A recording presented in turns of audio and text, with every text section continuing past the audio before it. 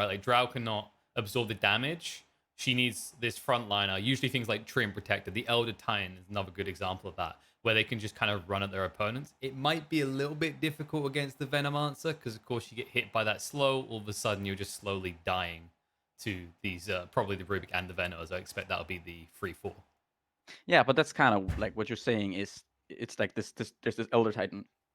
He's the one who walks in first, right? He's the guy who tanks these spells, and then draws the one in the back, dealing damage.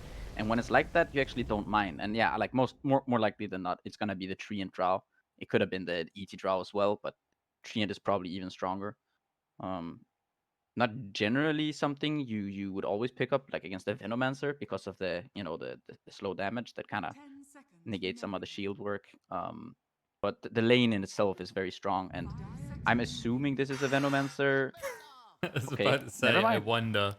I was sitting here, I was like, maybe they think the treant's great. It's like, oh man, it's a Venom and a Rubik. They can't get rid of my trees. Pick the treant, and then instantly you go, oh wait, oh no, the Rubik Yeah. could be a 5, the Veno could be a support or a mid. Oh no. Yeah, so probably just a response to seeing this tree, and now that they want this timber against the drought tree. And we did, however, see the other day, I can't remember what day it was, but a couple of days back, where there was this tree, the timber saw against the drought tree and lane, where the timber actually kind of, I think he died in the beginning, maybe a mistake on his part, but this is still a lane that like the first, I want to say like until level 3, maybe 4-5, it kind of depends, where you can actually kill the timber saw. Despite him having reactive armor, because just how much damage and the treant deals, and with Orb of Venom and the slow from Drow, you can kind of chase him down. We'll see if that's the case against Fade Bolt with Rubik, but it is a possibility, unless Rubik is a 5. We'll see. Yeah, there's potential offset. Like I think it really depends on the lane and partner. Either you end up with something that can pressure, like maybe the Veno. You can see this kind of Gale play, and they turn on like the Trin, and that is a time where Timber's like, oh, okay, I guess I'll probably go for like points early in the Whirling Death and the Chain, and I'll focus nukes. But if you have something like the Rubik, you're already saying, okay, we just want damage reduction, so you're probably maxing out reactive armor first. Yeah, that's most likely the scenario. It's gonna be a Hellraisers pick now, but for Empire, I kind of want them to like, unless this could be a Void Spirit mid, of course. That might be nice. Okay, now this is like some massive curveballs here. It could be the Rubik Magnus lane once again. We saw, I think it was Hellraisers that played this lane yesterday. It was Phonic. He Yeah, it was. completely trounced his opponent. Right. Yeah, and this might be the case once again. I'm not sure. I think I might prefer the Timbersaw in that lane, but we'll see. Like either one of those could go mid, or I guess safe lane. I would be surprised if we actually saw a support mag, but you never know. Like this Hellraisers lineup is very, I kind of want to say like it's built around the fact that, like, of not knowing. It's kind of hard to fit these heroes in. Like Veno could be whatever. Mag can. We haven't really seen a support mag in a while, I think, but can be. And Rubik can obviously be 4-5. So they could kind of do a little bit whatever. I'm expecting the Timber to be a 3 though. All right, mind-blowing timing coming. Rubik's the mid. Right. Veno is the 5. Okay. Magnus is the 4. Timber is the 1. Yeah, but why would you have a 4 mag with a 1 Timber?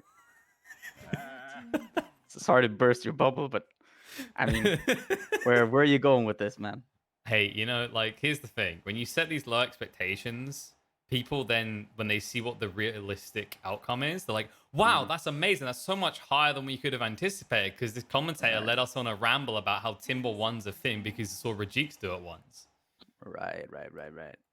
Yeah, I mean, we'll see.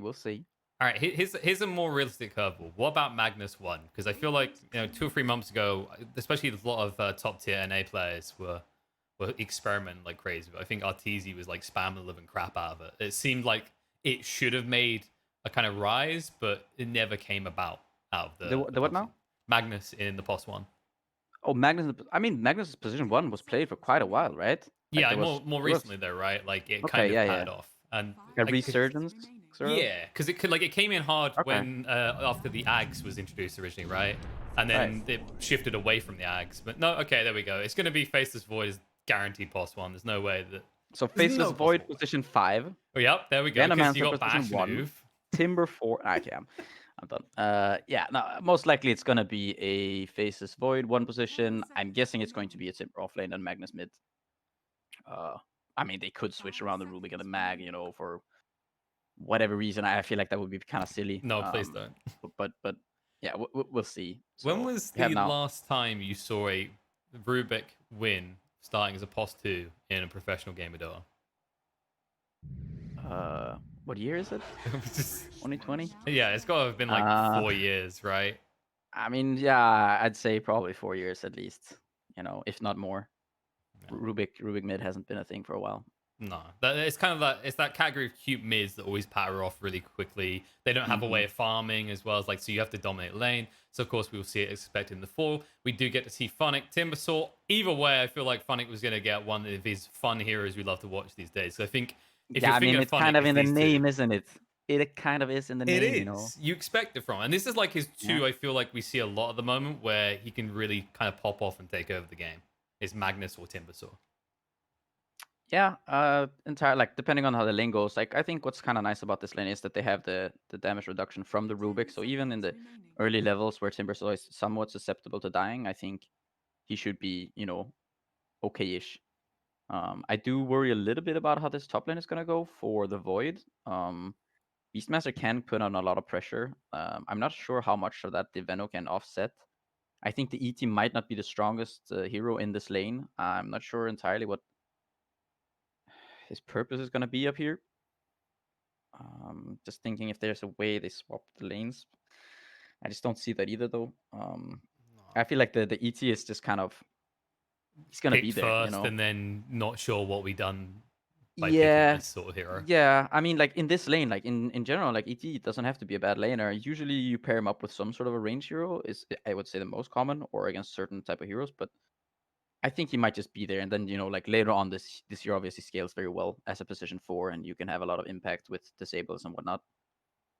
Yeah, Also a that's way one to big kill the thing, timber, right? maybe. Like Yeah. the ET, regardless of the start, one of the big things that you can really screw with the HellRaisers have these big ultimates, right? It's like Chrono goes down, and pre BKB, you can always stomp even just to zone the Void away from being able to capitalize on his own Chronos. So Just that's drop that that element. big ult inside the chrono, and Yeah. Void has to decide if he's gonna tank it or run away. And then Void gets Um, confused. He's like, I thought that was our splitter. Whoa. and maybe Rubik stole it. You never know. Oof. We're gonna find out. That's where it gets really confusing. It just turns into one of those custom games, right? Mm-hmm. Mm. So let's see here. Okay, so we have Boots on the Treant and Boots on the Elder Titan too. Yeah. This is quite the surprise. I'm curious if they're gonna try to do some sort of. I mean, they might go for some first blood action into buying whatever else region items they need. And it's definitely a possibility with these two, with the Nature's Grasp and whether it's Stomp or the Astral Spirit, and just whomping some guy with maybe some boars to slow them down. I mean, they're not only in sync on the boots, they're in sync with the really badly drawn hearts on the minimap. Yes. Very We love you too, Lilas and James. very Okay. poor artists, but maybe they can make up for it by playing some good Dota. So. You know, it's like I feel like as I become older, I become more accepting of what someone's trying to draw. It's almost like you're Right. preparing yourself for like fatherhood, right? Like when you know your kid is going to draw the most ugly, abhorrent, terrible stuff, and you just wish they were like Picasso or Da Vinci, but they're not. But because you've reached that point, you know you can't criticize. You know you can't be mean. You gotta go. That was good effort, buddy. Can you see my drawings? Yeah, I can see. Oh, you can? Oh, you want to play a little? Oh, yeah. He forgot what it was. Oh shit. Oh, this isn't chess, bud. I mean, Can I you feel like remember where you were though? I'm not entirely sure. I mean, you were. So I go there, and then you can't win. Stalemate, sir. Now for the old razzle dazzle. Reminding like us I'm- why noughts and crosses is one of the worst games invented. Right. Yeah. Okay. So yeah, just waiting for this unpause. There's gonna be a Void Spirit against the Magnus mid. I think this is sort of just some farming battle. Like you'd think, like with this Void Spirit, it's like Magnus. He has this Cure tool against certain melee heroes, but obviously you can't really do that against Void Spirit since he can just use Dissimulate. He doesn't tend to level it too early, right? Like I feel like if you force a Void Spirit to level Dissimulate before level 4, you take it as a win because he definitely wants those 2 points in Resonant Pulse, and he preferably wants one in Remnant by 3. Yeah, we'll see kind of how he adapts. You know, like if you're playing certain lanes, you kind of have to. You know, you might be forced or feel like you're forced to skill a certain thing just to help yourself in the lane. You know, so I think this lane is just gonna be a. Wait a minute. Okay, They're so doing some funk. I think so they're they're trying to actually- force a good lane matchup here. I think it looks like they're trying to put the Void mid here. I mean, considering his item build, at least, like the Magnus might be just going safe lane, and Oh, well, yeah, we're that's distracted the by first that. blood. And yeah, and that's the double boots kind of idea that I was talking about a little bit earlier. Like now, I wouldn't be too upset if the Treant just picked Orb. He's like 9 gold off of Orb of Venom, so he could do that. He could also ferry out some more region, but the Orb of Venom plus boots is definitely can be very, very scary to play against early on, almost no matter what hero you are. Yeah, and the Timbersaw, like already taking your active armor, that would probably give you kill potential in him immediately to start the lane. Yeah, and so it is gonna be this versus Void mid. He's against the Void Spirit. I'm not entirely sure about this matchup. I think it's gonna be just fine for Void. Like I don't think Void Spirit can harass Void. Oh, good lord, it's gonna be one of those lanes, isn't it? Yeah, so Okay, so we Void get is to the see Void, who and is the the Void true Spirit. Void. Yes. This is either someone way, you have to get used to, okay? And you can't even call a Void Spirit VS because that's just you also confusing can't. a different way. You also can't call him the purple guy, because they're kind of both, right? And also, we already clarified if people suffer from color blindness because it causes problems. Yes. Oh. Yes. The one thing that's kind of cool though is that I think this Void versus Beastmaster matchup in general is not the best for Void because Beast tends to push the lane, and so you're kind of forced behind a tower, and Beast just out farms you a little bit, I think, and he pressures you, and you don't feel super comfortable as Void. I think Mag is not gonna be. We're gonna see if it's the same story. I think Magnus can kind of sustain on his own because of Empower, and you know he can get Shockwave. 2 melee heroes, he could always go for the skewer back into tower. So Yeah, probably a better and lane. the Veno Treant kind of nullify each other, right? Like your Q plays you can usually make off the back of like going for an early Oov with the Grasp is going to be offset by Venomous Gale. Yeah. Yeah, and this also now the Void Spirit obviously doesn't have to go for the early dissimulate. I like the idea coming out from HR to do this though, because like usually the way that you counter Void Spirit in the lane is heroes that have an alternative way of dishing damage, because Resonant Pulse is all about physical, right? So like that's why someone like AM has in the past proved a ridiculously good like laning counter this hero, whereas Ego with his Faceless Void, his batch is magical damage, so he can still trade. Yeah, and it's also you're just getting like free farm and a lot of levels also on this Void, and you're also at the same time making sure that you don't get too bullied in your safe lane. Looks like there was a skewer back into tower on the tree and on bottom lane. The Bosch gets to live as well. Barely. Yeah. And so yeah, they're kind of salvaging 2 lanes by doing this lane swap here. Yeah, and then the top lane situation, like Funnick, he's got up to level 2 now. He's getting pressured a little bit, but I feel like King R has been doing a reasonable job of offsetting the aggression for a guy who started with a point in telekinesis. Yeah, and that's like one of the big no-nos I think of Dota. There are like a few things that you never want to see it, you know. You don't want to see the Rubik with telekinesis level 1. Like I want to say ever, you know, like it's a once in a million. Even then, you know, you get a kill, it might not be worth it still, just because of how little low presence you have in the laning stage otherwise. It's a little bit less like pressure, like punishing these days, though, right? Because like compared to previous patches, getting level 2 nowadays is a lot quicker than it used to be. it might not be entirely as difficult, but still, you know, you hate to see it. I think the other one is like Enigma not skilling conversion level 1. Oof. Taking Midnight Pulse, That's right? a That would be the yikes. worst one. Yeah, you know, or the stun to go for a kill. It's just one of those things. You just don't want to see it. I don't know, like, what are the other kind of sins in this match that you can maybe see? Possibly, like, Plague Ward level 1 on a Venomancer? Yeah, but the thing is, like, the other ones, at least they kind of make sense, right? Like, there's an Enigma and there's some big fight, and he goes for a stun to kill a guy. The Venom wards, you know, there's no justification for going wards level 1. You can't possibly justify yeah, it, so you're, like, talking about the 4 situation versus the... this guy's definitely memeing in this game. Yeah. Yeah, so I think right now the lanes, they're kind of just like... I mean, all lanes are basically just a wash. You know, top is even, bottom is even, mid is even. Nothing special going on here. Just standard stuff. And I think this is kind of good for... I want to say this is good for HR at this point. They just need to chill, and you know, like eventually there's just gonna be this Void with Empower and a Mag who's strong. And against draw lineups in general, you want these big boys that can get on top of the Drow Ranger. That's how you play against the hero, because the hero hates really playing against any heroes that get on top of Drow. She just feels so bad. Yeah, and HellRaisers definitely have. Is gonna go down here to the boars probably and the tree, and it's a slow and painful death. Although King Arm might be able to save the day. There we go. He says, "Get out of here, buddy. Off back to base you go." At this point, I think Maposh is like, "I would have rather just died. This is gonna take so long." Yeah, you see Tree and he at least gets a ward out there. Bottom lane still just trading. Mag is gonna be pretty happy, I think, once he gets to his treads.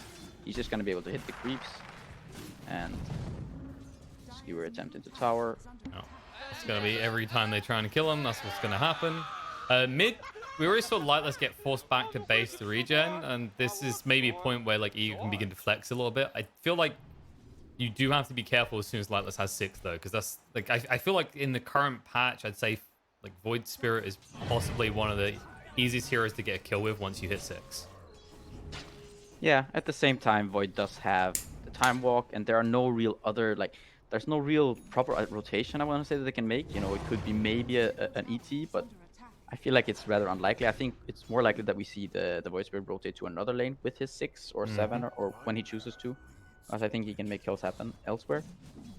Yeah, it's not just a case of level difference. It's the fact that when you look at all these heroes, you know, Void's the one with the way of offset and damage with Time Walk. The only thing that comes comparatively close in terms of it will be difficult to kill would be Funnick. Yeah, killing Funnick is also not the easiest thing. At the same time, Void Spirit does have some magical damage, so, and it's only the reactive armor. Killing Smiling Night Harbor, maybe possible. I mean, he's keeping on top of him, but he's out of mana, and King Arm might be the one to play punished instead. It's going to be brought down, Funnick, or just about be able to move away. I actually think that they might have had the kill on Funnick too there if he had just pursued with the Drow Ranger. With the Funnick arrows, was low on mana and Funnick was tanking some tower hits. It is just going to be a 1-for-0. But I think this lane is going to get more annoying now for Empire. The Drow is very close to 6 though, which definitely helps. But yeah, with the level 3 reactive armor, it's very difficult to bring the Timber down. Yeah, it felt like the HR kind of jumped the gun with that one as well, right? Like, if Funnick had, you know, another point in Whirling Death, he reached 5, I could see that kill happen. Or if he had an UV, I could see that happen. But his build doesn't suggest he's looking to kill or pressure early on. No, he just needs to get his levels, and then the pressure will come from the hero alone, and from how you play with the creeps. You can just tank all the creeps, and by doing so, you allow your own creeps to hit the enemy tower, and so you can pull them into the jungle if you want to, or, you know, you can kind of just do what you want. And people need, you know, you need a big response to be able to deal with this Timber Saw. And usually what people do is you kind of just leave him alone, like you give him away maybe the first tower, and then if he starts going for more than that, then you can bring numbers. And it's also a case of you can't just rely on you eventually getting a nice easy Spirit Vessel counter him, because actually when you look at Empire's heroes, don't really see anyone that wants to build it. Like, the days of the mid building Spirit Vessel seem to be behind us, and you haven't got a POS 4 that's likely to just jump into that. So you really are kind of relying on the ET and the Drow factor being enough to just obliterate Funnick in this game. Yeah, or potentially a Beastmaster rotation, but I mean, I honestly wouldn't have minded that much if the Void Spirit decided to go for a Vessel. I think it can be just kind of an okay-ish in-betweener item. He's gonna go for the Orchids, and it can be definitely good against both the Timber Saw and the Faceless Void. Faceless Void before he gets... I'm thinking he's gonna go Mensa here because of the Drow Ranger and some other spells that you can, you know, dodge tree and ult and such. Meanwhile on the bot lane, like let's say we find a kill. They can't pressure the tower though. I like this rotation from HR to push put Funnick bot. Like, it's a Beastmaster lineup, right? You know they're going to look to close out that tier 1 tower before the 10-minute mark.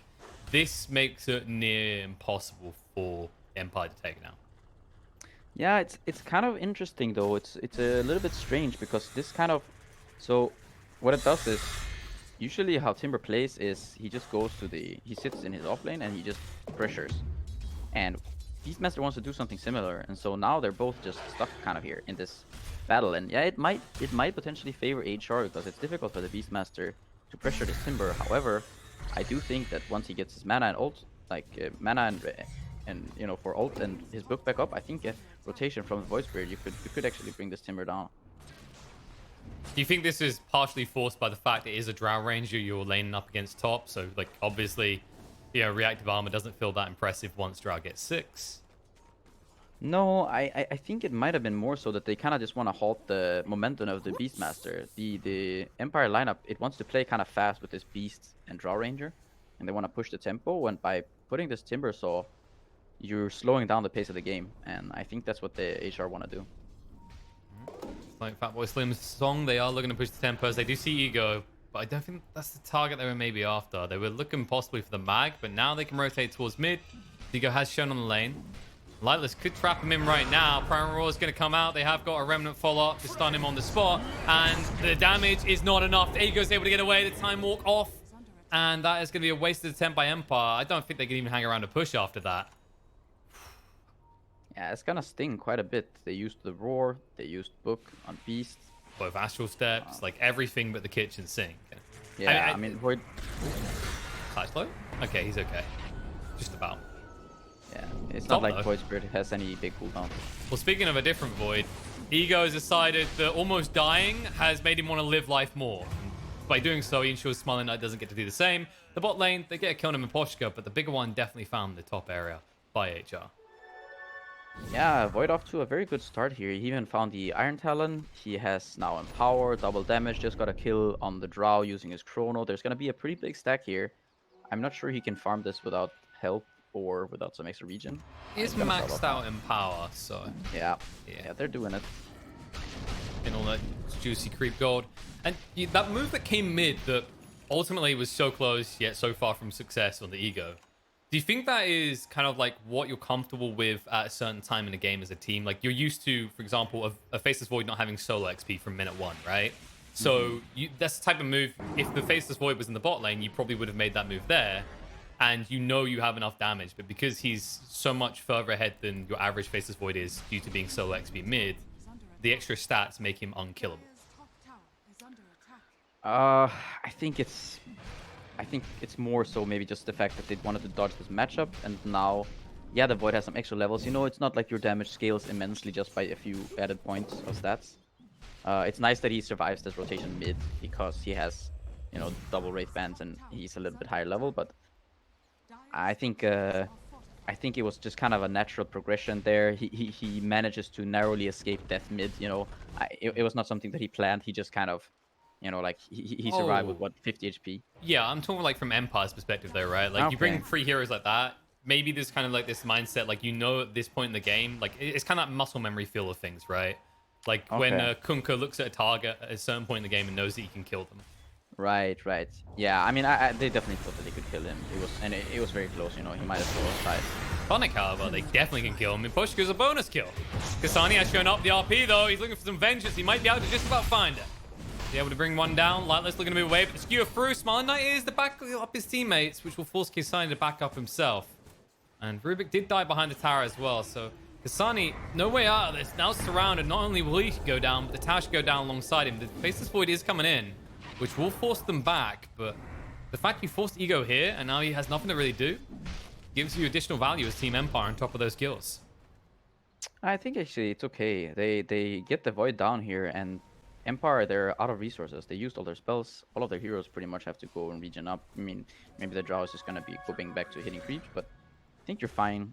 Magnus will just stay down here. He got a salve out. He's going to be a bit low, but there's no one really coming to him right now. He sees the Void Spirit mid, and he knows that they just used all their spells, and he also sees a tree on top, so should be okay to just farm around in this area with the jungle. Void now smoked up with the Chrono ready once again. Yeah, you're totally fine. If you're HR right now, I think you're quite happy. Yeah, because now you can set the pace. Now that you mentioned that Void, he's got his Chrono ready. He's rearing to go, ready to praise the sun. And that sun might shine down upon Lightless here. As if he shows on the lane, he is an assured kill. So instead, there is another painful decision for Empires. They will have to probably forfeit this tier 1 tower. And these towers hurt a lot for them. You know, you got that tree fact. You're hoping that you can actually prolong the game and keep your towers up for a lot longer. Yeah, they're gonna at least, you know, they respond by going bottom. They're not the worst at delaying this, you know, with the tree and armor, with the ET, with the stomp. potential ult, you could just throw it down on the ground and kind of just threaten them, try to make them back off the tower, make it as slow as possible whilst trying to deal damage on bottom. Yeah, I think that's one of those situations where the name of your spell changes from Earth Splitter to buy my team 5 seconds. Yeah, unfortunately for Beast, he popped the book a little bit before he got the book too. It's gonna be back up very soon though, but so he was not able to deal all that much damage to the tower bottom. No, now it's a case of like Phonic can kind of start to pressure in this lane, and then HR might be in a situation where they get a pick and then take that other tier 1 tower, start to shrink that map, which Smiling Knight desperately needs safety in his jungle still at this stage in the game. Yeah, and Smiling Knight, you can see, like, in terms of last hits at least, and also obviously net worth, like, he's quite far behind. He's the lowest net worth core right now in the game. He's only at 4.7, whereas the Void is already 6.9, so quite far ahead. Magnus also doing well for himself. And yeah, Empire just struggling a bit in the net worth department. They need to pick up the pace a little bit. They need to find some kills on the Magnus and on the Void, and kind of transition that into towers or Roche. This could be a very nice kill for them if Magnus walks up this ramp. Instead, he's now moving back straight towards them. They say hello. With a big roar into his face. The Earth Splitter through as well, but the Chrono goes down. Magnus, I don't know if that's helping him out though. Ego will try and get some vengeance, but the Chrono is a complete waste. And Miposhka, he says, I want to be part of this as well. Let me press R. I mean, you get why he's trying that, but the damage is already done. I guess maybe he didn't see the Earth Splitter and then thought he could actually save the day before the damage was done. But the big kill found, and now no Chrono to play with for HR. Yeah, I think he was hoping to just Chrono and make sure the Magnus didn't die immediately whilst hitting some heroes. Then Magnus could get the RP off and they could kind of turn it around. Unfortunately for him, the Magnus goes down. He wastes his Chrono. And now the Magnus he was, I think, 100 gold off his Blink Dagger. Now it's going to take him, another minute or so to get the gold for the Blink. But after that, they're going to be able to make some plays happen. And sadly, it's not even like Ego could have made a play with salves that would have saved him there, because the dots constantly. It was just a slow death for half of that. The Earth Splitter. Are you talking about the? Are you talking about the only way? Slasher, the healing void. The only way. All right, it's right. Slasher's way, only way. I mean, it felt like one of those moments where you're like, oh, emergency, my carry's in trouble. This is a bubble of safety. You see how safe you are in there? And you can just, like, hear his screams. Use the mech, man. Use the salve. Use the healing. Come on, dude. I mean, come on, right? Like, he could have been building Guardian Greaves on this Faceless Void. Think how effective it would be. And have the same objective as Manta in this game as well. Between objectives, Empire trying to pressure on the bot. Phonic doesn't really care much for it, though, and all of a sudden Empire needs to lead because Magnus is coming. He does have the Blink Dagger as well. They're going to cut him off. He might be able to cut him off the tower as well. Moshka slivers on in, and they decide against it. Yeah, they kind of want to set up here, but there's like a smoke-on-smoke action going on right now. Beast did pop his book, and... there it is. There's this vision. There's going to be a skewer forward. Silence will come out of the Kasani, so he didn't go for the RP play straight away, and they have Splitter come through. Prime War as well. That's his Blink reveal, and he goes down for 45, and now Ego's got a lot of work to do. The Overgrowth's going to come out, locking him on the spot, and Eknar looks to fight him, but Phonic does arrive to give assistance. The Gust is going to come out. Smart Knight officially arriving in the fight to make sure Ego goes down, and James, yes, he might die, but it looks like he's not going to instead. He tanks the damage, makes sure the Timber falls, and it looks like HR in full retreat. King R with the TP out attempt will be successful. But honestly, that is the most pathetic constellation prize, considering what you just committed to that fight as HR. Yeah, I think they kind of just like they sort of blundered the fight. The Magnus, he goes in for the skewer. The Void Spirit, I think he got silenced. The Magnus. Yeah, he used the Orchid, but like he got at that point, right? Like you've kind of done what you need to. You got your skewer out. So while it wasn't an RP follow-up or anything, really that wasn't like the optimal use of Orchid. But Empire capitalized on the follow-up so well. Yeah, what they got the ET, the Echo Stomp onto the Magnus, and then there was just this ulti, and then there was the Beastmaster Roar, and then the Magnus is just dead. And once again, we saw this, Void. He's trying to go into the fight. He didn't have Chrono there. I think it was 20 seconds off cooldown, and he goes in, and he's fighting, and then he kind of wastes his Manta, and then he gets stuck in the tree and ulti. He wasted his wand whilst being rooted, and so he didn't have enough mana to jump away right after it. And so kind of just a little bit messy fight there, some sloppy button clicking from HR, and Empire capitalize. And the scary thing here is that while like HR was a little bit ahead just now, Empire take the lead a little bit, but with a lineup like the one Empire has, all you need is, a marginal advantage, and you can very easily turn it into a very big one really quickly, You can take towers and Roche very fast once the book is online, and just Drow's damage is increasing now. I mean, maybe that's the problem though, Pycat. You used the word yourself. You said button clicking. Maybe maybe that's what happened. They were just clicking buttons instead of pressing them. All right, it's a little bit slower. The efficiency play isn't there. Right, yeah. Because it definitely feels like they've been a little bit off in the last two engagements on the side of HR. Like always a little bit too late. Yeah, and what you can see now, if you look at the net worth you can see that all of a sudden this Drow, he went from lowest net worth core with, like he was trailing the Void with, 2.2, 2.3k, I think, and now he's on top. And that's critical here, right? Because like sometimes you see these Drow drafts and there's this excuse of, well, like I think OG do this a lot. They run these lineups where there's complementary amplification, right? Where like the ultimate of the Drow is benefiting something else in the lineup. That's not the case here. It's actually critical to Empire's success that Smiler Knight is now in the position he's at. He has to be leading the pack. Yeah, he definitely wants to be up there in terms of net worth. He wants to have his team be kind of beefy so that they can be the ones initiating onto HR, or at least just tank the brunt of the damage that they're dealing, so Drow can just sit back and deal damage throughout silences. And I think right now for HR, like their supports aren't feeling very good right now. The Rubik does have Etherlens, making it somewhat okay-ish, but he hasn't really found the impact that he wants to this game. And same for the Venomancer. They're kind of struggling to know what to do. There's going to be a Roche attempt here with a DD from the Faceless Void. This could very easily backfire if Empire are aware whatsoever. Let's see if they are. They're dangling around the pit a little bit, and King Art reveal himself. Should make it obvious to Empire what's going on inside here. Funnick is trying to turn a bit, and they've gone out of the pit, but the Roche is extremely low. Yeah, Roche is very low. It looks like they're just going to give this up. I mean, choice. Ego gets his hands on the Aegis, but James has gone in. He may regret that. Stance comes out in the Funnick, so he can't control up James, and Ego did get stunned by the Meteor Hammer. Almost feels like James just wanted to prove that he had the item. He doesn't pay a price for it, though.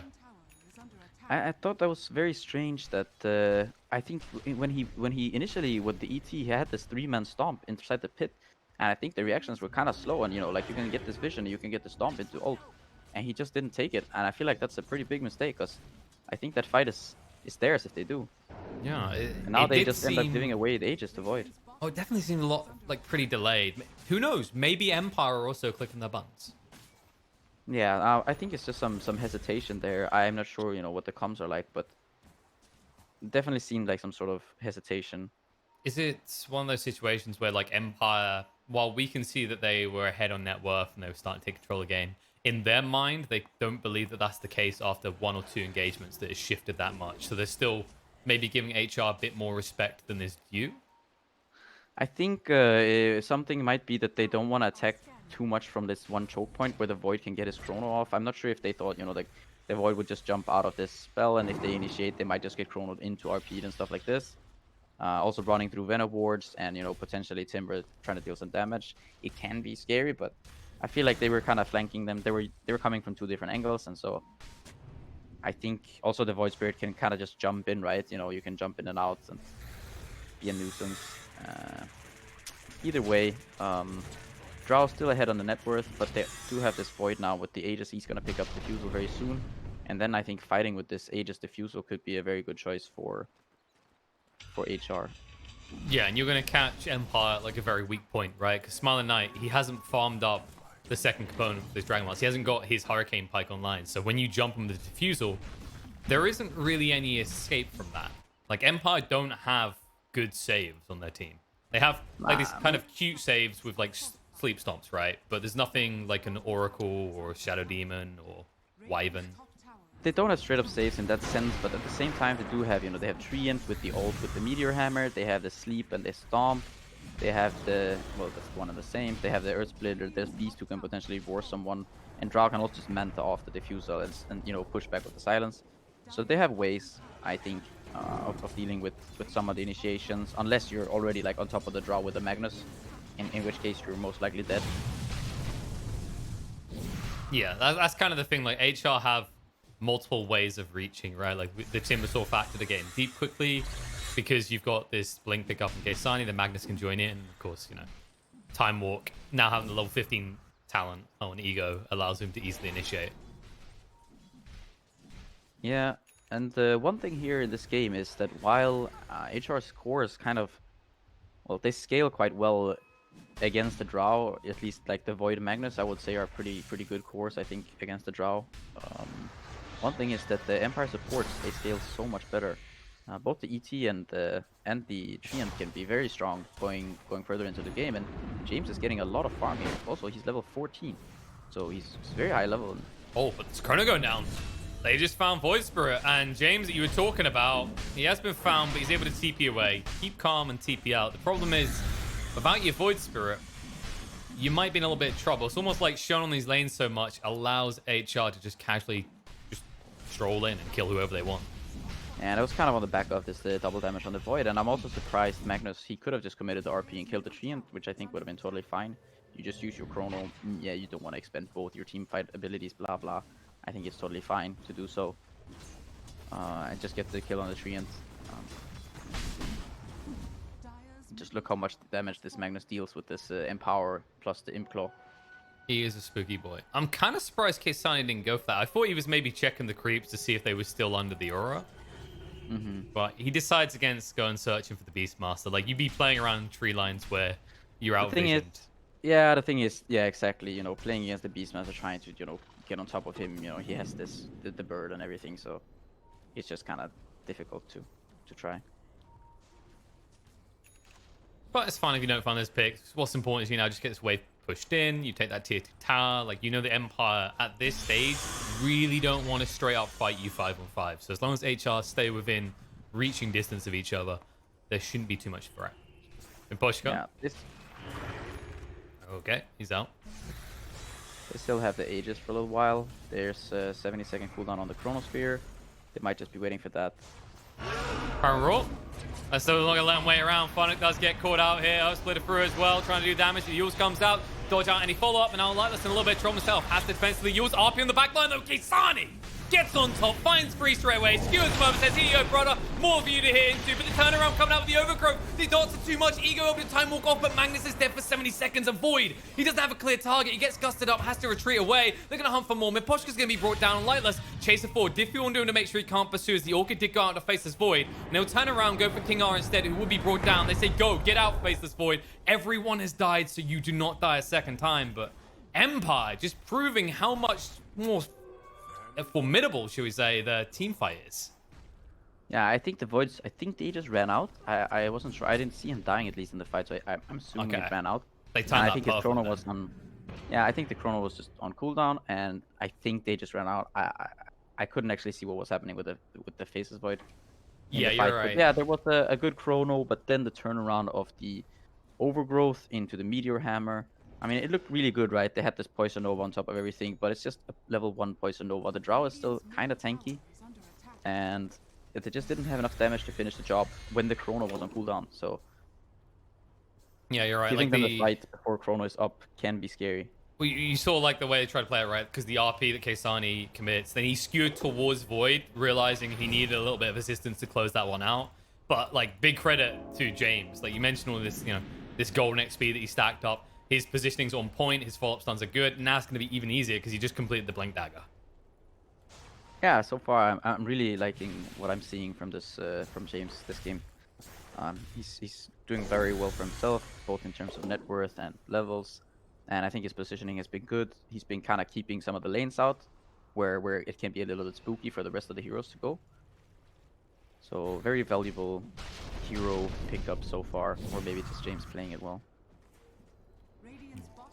And if you're an HR fan right now, you're hoping now that Miposhka finally has level 2 Poison Nova, maybe the supports are able to dish out damage, because it almost feels like that's one of the big downsides whenever you do pick this Veno support. Like, I always feel like this has been a hero that requires level 2 ultimate to be a threat in team fights.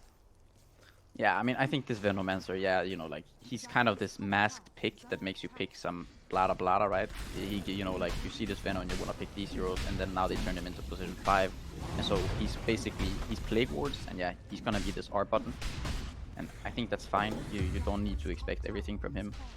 The one thing though I'm seeing is that this boy, he's going for Skadi, and now he doesn't have Aegis anymore. And I'm just curious, would it just be better for him to go for this BKB? Because what I fear might happen in a few of these fights is, there's this silence on the Void Spirits, there's a silence on the Drow Ranger, there's the Meteor Hammer, there's the Sleep, there's the ult on the Elder Titan, there's also Overgrowth. There are so many spells, and you can only use Manta once. So it might get a little bit tricky for him if he doesn't, manage to finish this Skadi and then go into... If they do get the next Roche, I think it could be totally fine. It is up by now.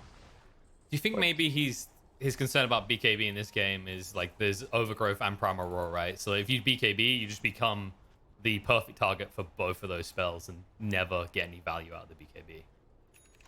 I mean, ideally, you don't really want to be getting Primal Roar regardless, right? Like, if you have a Skadi, yeah, you might be able to sustain it, and, that's okay, but ideally, you don't really want to be the target of the Primal Roar. As for the Overgrowth, you can Manta one and you can BKB the other, like, you could Manta a Silence and BKB the Overgrowth. You have many possibilities. Obviously, it's going to be easier for him to stick on top of the Drow Ranger, but we'll kind of just see how it goes. Yeah, I wonder if maybe what he's thinking is something like Skadi into Satanic, right? It's like, all of a sudden you absorb all the damage, because usually you don't have to worry about damage items when you have a Magnus on your team, because Empower gives you so much. Yeah, I mean, generally I'm all for going about stats builds. It looks like they're just gonna get this free Roche once again, and I'm not really sure what Empire like. This should have been somewhat obvious to Empire, right? Like you check their vision game, they knew the HR is in this area of the map. So they had to be they had to have some suspicions around it. I guess they just didn't feel strong going into a pit engagement right now. Yeah, I just feel a little bit like Empire, or I don't know. It kind of feels like they're hesitating too much. Like they're not willing to make moves. They see this void and they're instantly backing off, even though they have vision. Yeah, there's a Timber in the area, but you kind of want to see them do these things where they use a roar, they just kill the void. Earth Splitter roar. Drow damage, he's dead. Aegis is gonna respawn, sure, but you just run away, and you can even leave your ET or whoever, as long as it's not the Drow, and you'll be fine. But to me, it seems like they're hesitating a little bit too much. Yeah, it is a little bit perplexing. It's not like they should often be getting caught as a group, so it shouldn't be they have RP and they have Chrono, that's scary. Like, when you think of the way Empire plays these fights, quick in, find a kill, and when you've got, like, prolonged engagements, they can be very split. Like, you've got the elusiveness of the Void Spirit, Drow can hang back, same for the ET, and then you can have the Beast and the Treant that kind of split this fight. It's not like they should be worried about, we're going to get Chrono's 5, for example. Yeah, I mean, like, thinking about those type of things is usually... counterintuitive. Yeah, it's sort of like a defeating mentality, I want to say. Like, you're thinking too much about you're what playing the to enemy can do survive to you. Instead of playing to win. Yeah, exactly. Can definitely be a difficult mindset to leave, and once you have it, it can be problematic. Yeah, it's kind of that confidence shaker, right? Like when you got like that draft that always works for you. James. They thought about it. There was a ping coming out. It's like we could. I mean, he has no trees, but they decided to just keep hitting buildings. And they're also kind of just like removing all the trees. Like the Phonic is just using Whirling Death where they're. He's role playing, He's doing his job. Yeah, this is one of those scenarios where you really wish you had the Ironwood tree, so you could just create your own. I was like, I'm trying to think, like, what are my favorites? So I think like the best heroes that are probably Treant, then I want to say like Wind Ranger, right? And then maybe like Monkey King and Timbersaw. Yeah, Timbersaw definitely good as well. Yeah. Yeah. Because the cast range is insane, right? Like it's not small. No, it no longer is. I mean, there's definitely some ways to make some cute plays. Heck not. Oh, his death isn't looking so cute. More gruesome. And they're just ignoring this top area. They realize the Empire are just spending way too much time away from their base, so they're just choking out this nice little... What shape is that? Trapezium. There you go. A wonky trapezium. Chrono goes down. Nice Meteor Hammer to buy some time. The Overgrowth follow-up as well. Lightless might live through this if he's lucky. There it is. Dissimulate comes out. Able to move away. And once again, James just doing so much work. Yule's coming out. Trying to protect himself. Gets stuck in the taunt though. The 4-staff isn't going to help Phonic, but he's just about able to get away with the Timber Chain. However, in their base, look at this. They're actually going to be able to find Slash, though. He kept the push going. He did force everyone on the side of HR to back off from his own base, though, so he'll say that's worthwhile. Yeah, I think that's okay. Obviously not ideal. They have a repair kit, so they're just gonna heal this tower back up, and that kind of makes it not super worth. Of course, the Void chronoing there and not accomplishing anything was definitely not what you want. If you get this, though, Smiling Knight slowed him down, but now the slow's going to come out to Ego. Has the time walk for the BKB used by Smiling Knight, but Ego can't stop. The Aegis is going to be taken away from him, and now he's in a bit of trouble. Lightless doesn't have a way of locking him down straight away. Actually, he has the Yules. The Stomp is going to be there. Yules comes out with the Timber, and the Remnant to try and protect the escape of Smiling Knight will allow him to get out, but Eknar is left behind. They do get rid of that pesky Aegis, but it does cost them an ET. And James is also stuck right now. Reinforcements are coming. It looks like he's looking for a way out. Phonic helps him with that by getting rid of the trees and helps him find his way back to his fountain in a coffin. Yeah, there's a gem on a Venomancer, and this is also starting to become quite a Oh, buyback. Ego. He stands his ground for the moment. Needs to be careful. Time will away, but the Primal Roar is going to come out. There is going to be 4 stuff to get the Timber out of range. Now the Yule's going to be there. Turnaround opportunity. Traps on all of them. The slow's coming out. The dots are actually huge with the AoE effect. Allows them to bring down and get the dieback out of the ET. Lightless is low himself, and now K-Sani activates the BKB and fights up against the buyback's going to come off the Void Spirit. Ego chasing in. He needs to be careful himself. No time more to work with. Is Sunstar, and he's going to be brought down. Looks like they might be able to hold off the back of that kill. It did cost them some big buybacks, but now they can pursue looking for more. 4 stuff away by King R will be the last maneuver in this fight as Empire do hold their base. Yeah, I feel like all of those buybacks were not really worth it. The ET, did he? No, the tree and bought back. The ET died back, I think. Yeah, ET died back, and I think it was the Void Spirit who bought back, and then the Treen as well. So they had a dieback, 2 buybacks, or 3 buybacks. The Void Spirit buyback probably wasn't necessary. No, it was the Void diving, you know, too deep there. You could just tell, like, he knew it. The second he jumped in there, he knew. He's like, you're probably wondering how I got here. Let me tell you, you know, it's one of those.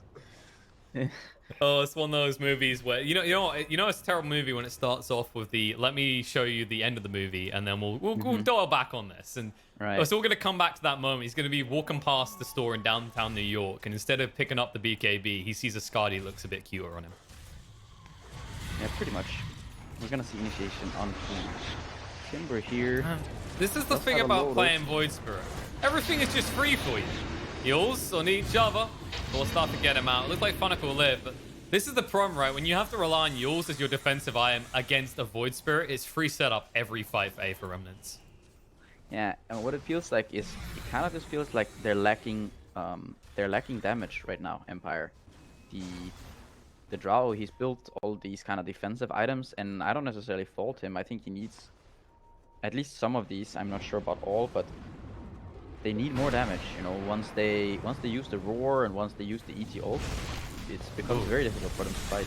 The man who roars will not rule. After 50 seconds he gets found out. And I think you're right, like there's this kind of comparative on each side, right? So for Empire they lack damage, and the thing that is, even though HR are leading, they're controlling the map very well, the thing that's making it hard for them to close out is they instead of going for maybe a little bit more defensive of choice items, like they finally have the BKB on Ego. Like, if they had this before the Skadi, like you mentioned earlier, all of a sudden, you know, that situation where he gets caught in the enemy base isn't as, like, dire of a circumstance as it was. No, he might have been able to pop the BKB. I think the issue for them is kind of just sieging. Not the easiest lineup to siege into with the ET and the Tree, and obviously the sleep and the armor on the tower, and Drow just kind of clearing the way with the multi-shot. And also they have to be a little bit careful of the Beastmasters they're pushing. So pushing not the easiest while they are quite far ahead. And I think the thing is here is like both the Void and the Magnus, they're scaling not only in damage but also tankability sort of. Whereas Drow, you know, you never really get that durable. Well, let's see how durable she is. The Chrono comes out straight away on top of Lightless instead, but he turns around and says Drow range is the feasible kill right now. Brings her down. Buyback's going to come out instantly. They've already been repelled away from that tier 3 tower. However, now HR going to be the ones repelled away from the base. However, one has been stuck inside. Phonic needs to make his escape and make it quick. He has got the lowest to work with. Timber chain out. The problem is he hasn't got any mana to work with, so he'll go for the TP out. Will be successful, and they chase after the wrong targets, or do they? Overgrowth comes out into K-Sani. He'll be the casualty, but that is a big buyback to defend your base again. Yeah, they're using a lot of buybacks, Empire, and you can see it's reflected in the gold graph. They're now trailing with 20k. And yeah, the thing is, it's like, you know, yeah, they get the Magnus in the end, right? But it's another buyback, and you can see that HR, their heroes, they're getting more damage. You know, Void, he's building these stat items. He's getting, you know, more tanky, and it's also he has tools for escape and also initiation. So they have multiple cores in both the Magnus and the Void, and they also have, you know, some Timber who's just kind of a nuisance. Whereas all HR really need to do is once they find this Drow, there's not really any damage. So all they need to do is kill the one hero, and that just makes their game so much easier to play. It's that mag factor, right now, I think they have to go for this. Yeah, this is the golden opportunity, right? Like, this is probably the only opportunity you can get to take Roche in the next several minutes. But I like that you highlight that. I think it comes out of the Magnus factor, right? This is why we've seen heroes start to like pick this guy up again. Is it frees you up to not worry about your damage scalability. You can just tank up, you can get stat items, you can build utility, and you know that your damage isn't going to suffer as a result. Even after they nerfed in power, right? Because they changed it so that he gains more and gives less over to his teammates these days. Yeah, and giving the Roche away there. So they are gonna give the Axe to the Void Spread. I was just thinking maybe you just give this to the Drow. Yeah, he gets the silences and everything, and it is kind of nice. I still feel like maybe Drow gets it and he just gets more damage. But yeah, they do get an Aegis on the Drow, which is of course very nice since he just had to use his buyback. Some of the buybacks from Empire are gonna come back pretty soon. So definitely something looking up for them here. And the 18 gold advantage cut in half. Yeah, it's dove pretty hard. Honestly, you know, this is the thing that I wonder. Maybe these guys are professional rock climbers, because this is a hilly load of mountains they're climbing up and down right now. Is that what you do in your spare time?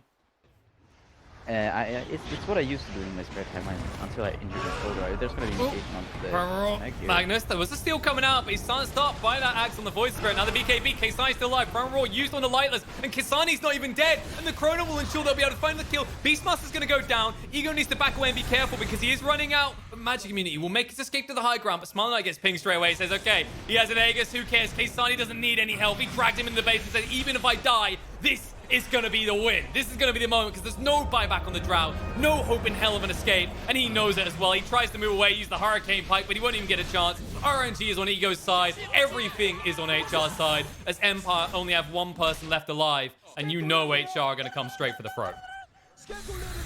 Yeah, that was quite a lot of bashes coming out of that Void. I mean, he didn't even get time to use his Pike, you know. He was just trying to hit that Pike button.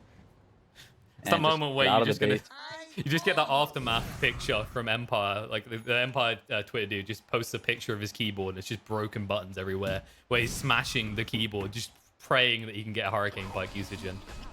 Yeah, a nice Chrono coming out there from Ego. I want to say it was a little bit fortunate that they didn't manage to bring down the Magnus. That's kind of what turned the fight around. So the Magnus survives on like a few hundred HP, and then he's able to go and use the RP on the Drow and skewer him into the base. And at that point, it was kind of just, you know, it was kind of looking a little bit done. So yeah, that could have definitely gone the other way very easily towards the end there. But now, this is looking like it might be a Primal Roar on a Beast. Lightless gets brought down, and now the chase forward for more. Eknart gets caught out, and that should secure game one for HR. And, you know, I want to say, like, one of the big things that you could see in this gameplay was, like, the Drow dictating terms a lot of times, right?